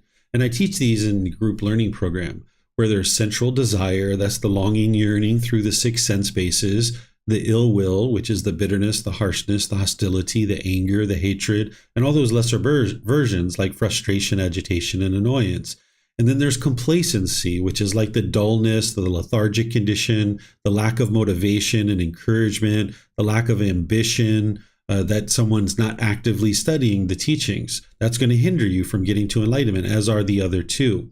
The restlessness and worry, that's like the overactivity in the mind, where the mind's worried about all the little individual mistakes that you're making. You're not concerned about it. The mind's worried and restless and overactive. That's going to hinder you. And then doubt. Doubt is the doubt about the teachings and the ability of them to help you attain enlightenment.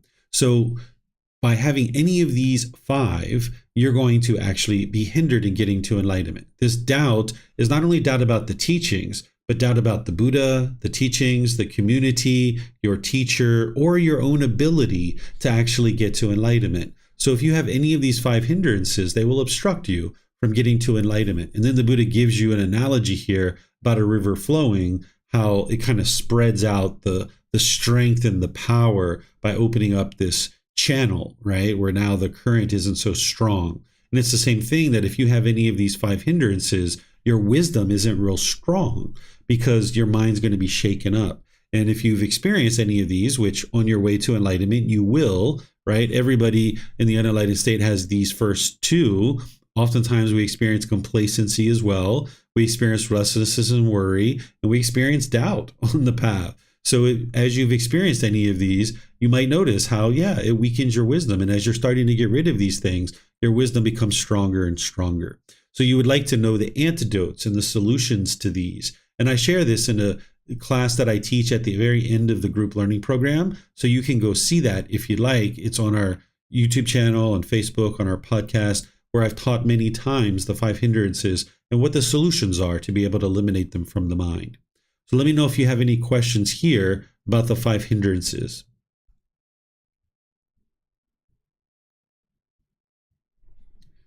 Okay, so I don't see any questions. So now we'll go to the next one. Oh, there's the links actually to the 5 hindrances if you'd like to be able to see those.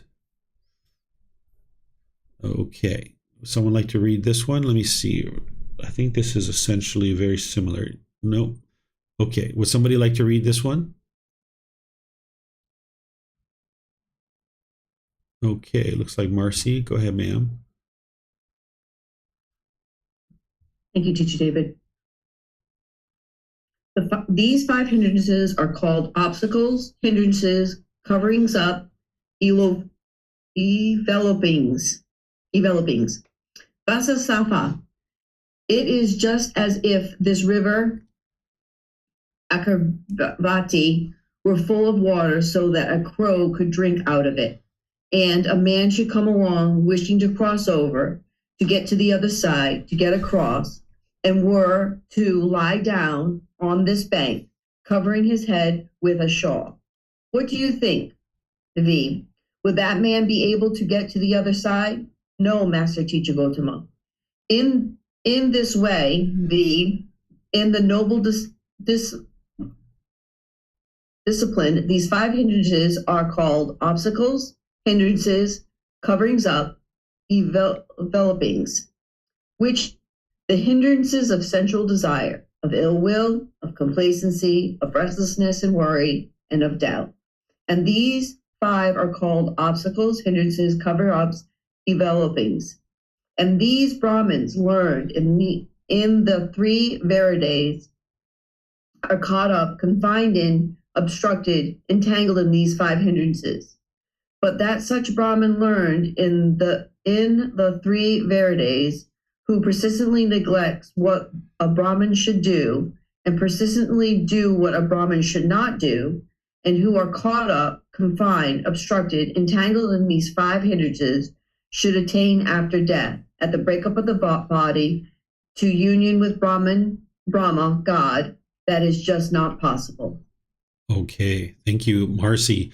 So here, the Buddha is once again just highlighting the 5 hindrances, that this is going to block you from getting to enlightenment. Ultimately, what he's talking about here in this analogy is like laying down on the side of a bank and covering yourself up with a shawl. You're not going to get to the other side of the bank because it's hindering you.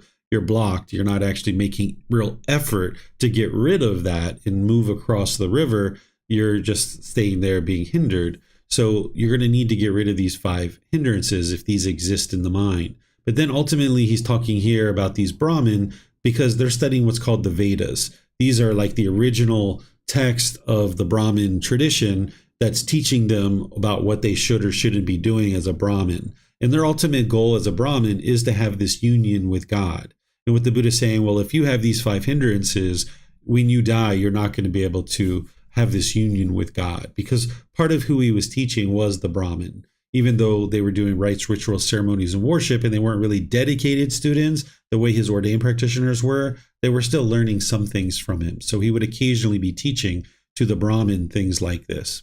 Let me know if you guys have questions here. This is just kind of an introduction of the 5 hindrances in kind of a slightly different way. Okay, I'm not seeing any questions. So now we'll go to chapter 31. Would somebody like to read this one? Okay, Vibhav, go ahead, sir. Let me just check something. Yeah, okay. Then the Tathagata guides him further. When Agavesana, the noble disciple, possesses mindfulness and full awareness, then the Tathagata guides him further. Come, monk, resort to a secluded resting place, the forest, the foot of a tree, a mountain, a ravine, a hillside cave, a charnel ground, a jungle thicket, an open space, a heap of straw. He resorts to a secluded resting place, the forest, the foot of a tree, a mountain, a ravine, a hillside cave, a charnel ground, a jungle thicket, an open space, a heap of straw. On returning from his alms round, gathering food, after his meal he sits down, folding his legs crosswise, setting his body right, and establishing mindfulness before him. Abandoning craving for the world, he resides with the mind free from craving. He purifies his mind from craving. Abandoning ill will and hatred, he resides with the mind free from ill will, compassionate for the welfare of all living beings. He purifies his mind from ill will and hatred. Abandoning complacency, he resides from the mind free from complacency, perceptive of light, mindful, wholly aware. He purifies his mind from complacency. Abandoning restlessness and worry, he resides unagitated with the mind, inwardly peaceful. He purifies his mind from restlessness and worry. Abandoning doubt, he resides from having gone beyond doubt, confident about wholesome states. He purifies his mind from doubt.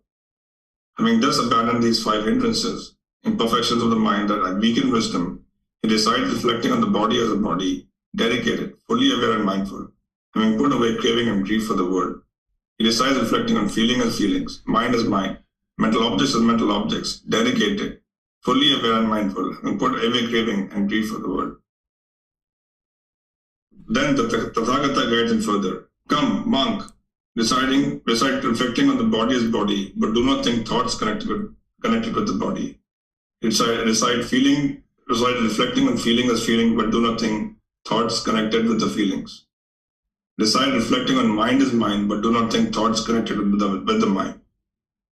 Recite reflecting on mental objects as mental objects, but do not think thoughts connected with mental objects. With the subsiding of thinking and pondering, by gaining inner tranquility and oneness of mind, he enters and resides in the 2nd jhana, which is without thinking and pondering, based in concentration, filled with excitement and joy. Furthermore, the Buddha explains the 3rd jhana, the 4th jhana, the remembering of past life, the divine eye, the 3rd eye, the destruction of the taints, and enlightenment, according to the standard Pali reference. Thank you. Okay, thank you, Vibhav. So again, the Buddha here is calling out the 5 hindrances and helping you to understand that these need to be eliminated. This first one of craving, this is the central desire. Then we've got ill will, complacency, restlessness, and worry and doubt. So he's talking about the 5 same hindrances and helping you to understand that you need to eliminate those. Then he goes into talking about reflecting on body is body, feeling is feelings, mind is mind, mental objects is mental objects. This is the 4 foundations of mindfulness. this is something that you're going to need to be able to develop in order to actually eliminate the 5 hindrances. Because by having that mindfulness developed, you'll be able to observe when these 5 hindrances are arising in your mind so you can take action to eliminate them. Then the Buddha is here talking about, again, the 4 foundations of mindfulness, reflecting on the body as body, but do not think about thoughts connected with the body. This is for those of you guys out there that are familiar with body scanning and you're just maybe attached to that and holding on to that. You can see here that the Buddha is not teaching that. He doesn't teach you to think about every little body part. That's what he's describing here, is that this body as body is understanding the bodily sensations that are arising prior to the discontentedness. If there's craving in the mind, then there's going to be that early warning system that the body's experiencing bodily sensations. And that's what you're supposed to be focusing in on with your mindfulness, but not about each individual little body part in this particular meditation of breathing mindfulness meditation. And then he talks about all the other things here as well. And this is what's going to ultimately help lead into the jhanas so that you can get into those enhanced qualities of mind that you're experiencing at all times during your day, not just during meditation, but at all times during your day. So let me know what questions you guys have here on this one. This is just another kind of retelling of the 5 hindrances and kind of a little bit added information with that. So it looks like Viphav, do you have a question or is that up from before? Oh, okay. So Alberto, you have a question? Go ahead, sir. Yes, I have a question, David. Why does the Buddha distinguish between the 5 hindrances from the 10 fetters? Because if I remember well, some of the hindrances are fetters as well. Yeah, the Buddha has a way of kind of recasting things that all the 10 fetters, if you have any of those in there, those are going to hinder you from getting to enlightenment. But he tends to kind of regroup his teachings here and there in order to really get you to hone in and focus in on certain aspects of the teachings and how to get to enlightenment. So out of these 5 hindrances, all of them except one is actually a fetter. And this complacency is not an actual fetter. So you'll notice that when he's talking about like, okay, what's going to hinder you from eliminating these 10 fetters, because that's how you get to enlightenment. Well, it's all of these things, and 4 of them happen to be fetters. But then there's this complacency which is added, right? Because that, if you have that, that's going to hinder you from investigating the teachings and cultivating the mind and actually eliminating the fetters. So it's just kind of like a retelling, a regrouping of his teachings to be able to really hone in on something very specific, like a certain hindrances that are going to block you or obstruct you from doing all the other work you need to do in order to get rid of those 10 fetters. Okay, thank you. Mm-hmm. Looks like Viphav, you have a question? Go ahead, sir. Yeah, David. I had, I guess, read elsewhere, and this seems to be said here as well, that the 5 hindrances are, abandoning of the 5 hindrances is kind of leading to getting into the jhanas, or at least some part of the abandoning. Is that what is trying to be said here? So if you abandon these 5 hindrances, you will easily be able to get in jhanas. Yes, but these 5 hindrances aren't completely eliminated by the time you get to the jhanas. You can actually still have these hindrances around because things like craving, ill will, those are around all the way up until you get to the 3rd stage of enlightenment. Complacency can even be around, even in that 3rd stage of enlightenment. Restlessness and worry is one of the higher fetters that can be around in the 3rd stage of enlightenment. But doubt would have been eliminated before you got to the 1st stage of enlightenment. But when he's talking about abandoning, he's not talking about having eliminated it and destroyed it. He's talking about working in the direction of letting it go. So these things will be kind of lessened and weakened as you're making your way into the jhanas. But you can still have all of these 5, even as you're entering into the jhanas and even in that 1st, 2nd, and 3rd stage of enlightenment. But they're just significantly weakened as you go along. Okay, thank you. Mm-hmm. You're welcome. All right. I'm not seeing any other questions anywhere. So let's go to the next chapter. This is chapter 32. Let me just check. Yeah. Anybody would like to read this one? All right. Looks like Leo. Go ahead, sir.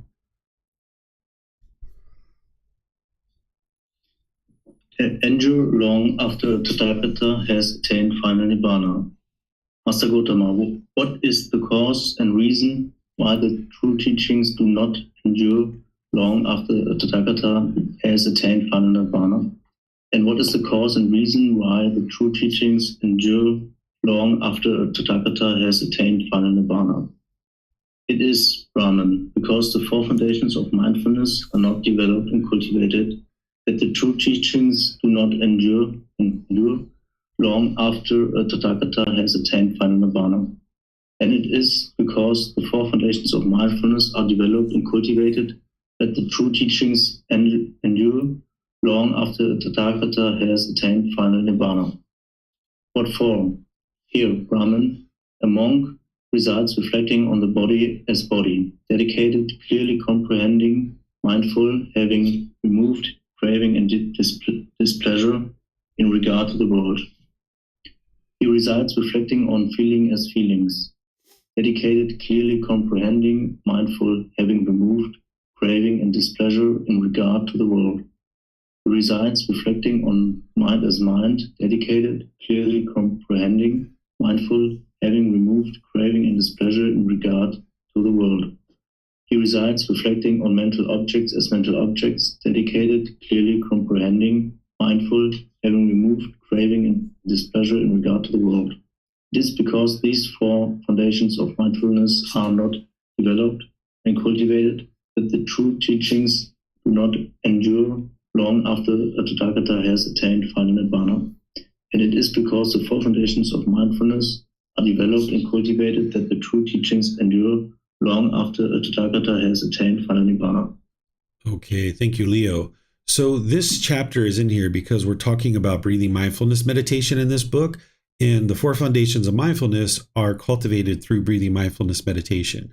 These aren't the only reason, or this isn't the only reason why the teachings don't continue after the life of a Buddha. Shortly after the life of a Buddha, the teachings will be really strong and vibrant in the world. But this particular Buddha, Gautama Buddha, his teachings gradually declined over time. Initially, for the first 500 years, they were really strong, but then after that, they gradually declined. And this is one of the reasons, is because people weren't learning and practicing the four foundations of mindfulness. But there's other reasons, too, that you're going to see in this book series of why his teachings gradually declined over time.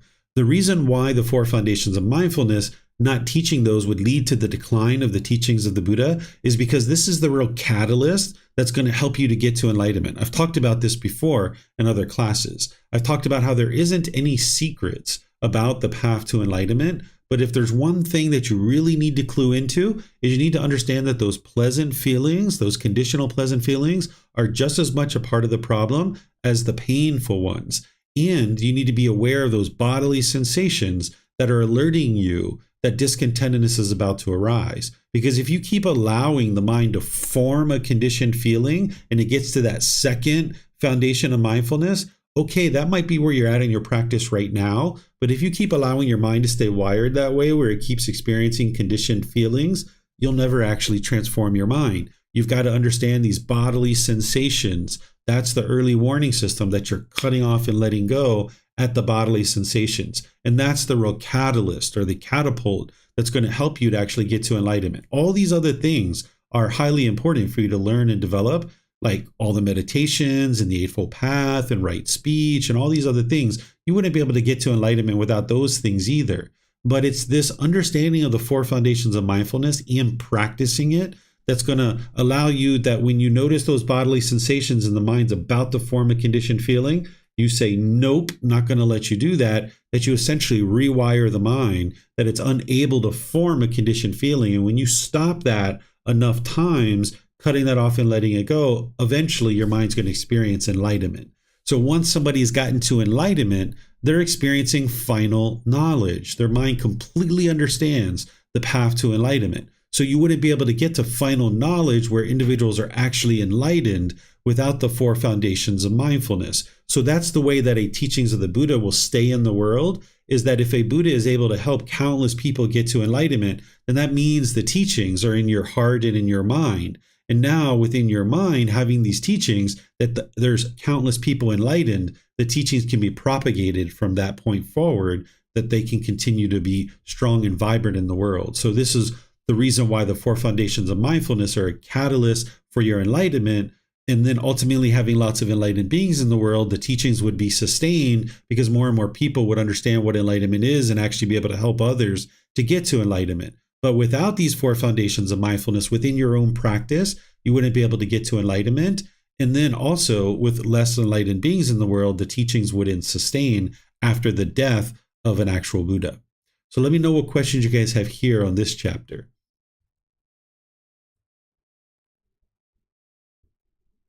Okay, I don't see any questions anywhere. So now we'll go to the very last chapter for today. We actually made it 14 chapters in one day. I think this is the most. Oh, we're on number 33. Sorry, I thought we were on 34 already. Let me see what this one is actually. This one is honing in on the 4 foundations of mindfulness again, actually. So I don't think we need to read this one because this is a really long one. The Buddha is just basically talking more about the 4 foundations of mindfulness and how this is really important to get to enlightenment. So if you guys have questions on that one, let me know. But let's finish it with this one, chapter 34. Would someone like to read this one? Okay, looks like Marcy. Go ahead, ma'am. Thank you, Teacher David. Do concentration in the morning, in the middle of the day, and in the evening. Monks, possessing 3 factors. A shopkeeper is capable of acquiring wealth not yet acquired and of increasing wealth already acquired. What 3? Here, a shopkeeper diligently applies himself to his work in the morning, in the middle of the day, and in the evening. Possessing these 3 factors, a shopkeeper is capable of acquiring wealth not yet acquired and of increasing wealth already acquired.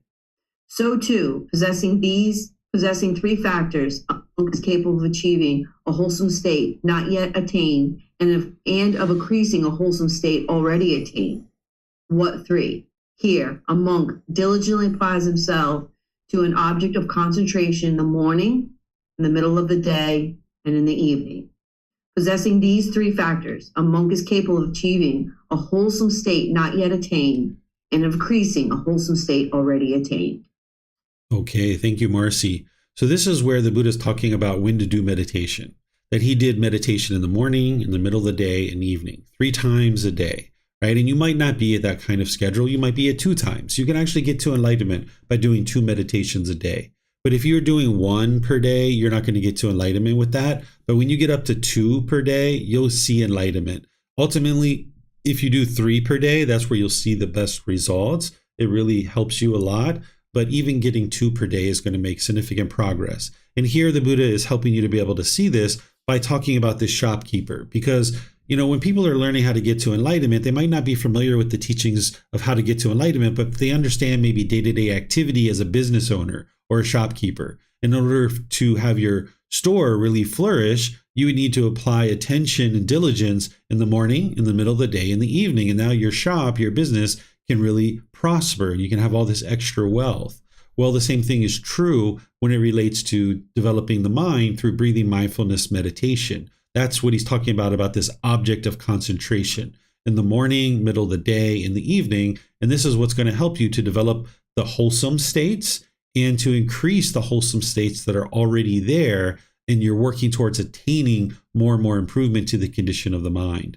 So here's where the Buddha is essentially helping you to be able to see that. Notice that he doesn't talk about a specific time to meditate because timepieces didn't exist. And that's where you can understand that if someone ever says, you have to meditate at 3:30 a.m. every day, you know that the Buddha didn't do that. So there's no reason why you would need to do that. And if you understand the universal truth of impermanence, you know that it's not actually possible to meditate at exactly the same time every day. So you would like to kind of dedicate yourself to these 3 times, morning, middle of the day, and the evening, and just kind of have anchor points for yourself and gradually be building up your practice to 2 or 3 meditations per day for 30 minutes or more. And if you're doing that and you're diligently working towards that and you can consistently meditate over multiple years, you're going to make your way to enlightenment in this life or some future life. You're going to be able to see that the condition of the mind is gradually improving.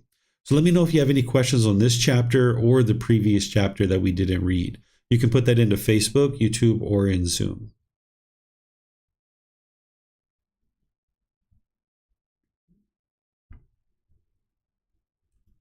Okay, I'm not seeing any questions anywhere. So I'll just end class by thanking all of you guys for joining. Thank you for all of you that read. Thank you for your questions that you guys asked. I really appreciate your help in the class and really appreciate your dedication and diligence to learning and growing on the path. Next week, we're going to be starting a new book, Volume 8, which is The Foremost Householder. This is a collection of teachings for household practitioners. Ordained practitioners would benefit from learning these as well, because there's things in there that they're going to need to practice as well. And then also as an ordained practitioner, they would need to teach these things to household practitioners as well. So this actual book, even though it's called The Foremost Householder, it's still wisdom that's going to help you to be able to get to enlightenment. So we're going to do chapters 1 through 10. So if you guys would like to read those ahead of class, that will help you to be able to be prepared for the actual class. Tomorrow in our group learning program, I'm going to be in chapter 15 of volume 1. This is titled True Love, Love Without Attachment. This is where you're learning about what is true love and how to actually practice it. So if any of you guys would like to attend that, I'm going to be teaching at 9 a.m. and 9 p.m. Thai time. And then next week, I'm going to be teaching a class here in Chiang Mai of Foundation and the Path to Enlightenment. And I'm going to be sharing that like I normally do the first full week of every month. And then in about a week and a half or so, I'm going to be traveling to California to spend time with Vibhav and his family. And I'm going to be teaching there. I'm going to be teaching the Introduction to the Path to Enlightenment and the Foundation and the Path to Enlightenment course. So if you're in the area of California, San Francisco area, you'll see that there's classes there that you guys can attend. And those are going to be live streamed as well. So you can always attend that way as well. So I'm going to be teaching on a time zone that I don't normally teach on. So you might actually be able to benefit from attending the classes that are actually going to be taught from that particular time zone. So again, thank you all for joining, and perhaps I'll see you guys in one of these future classes. Be well and take care. Sawadee krap.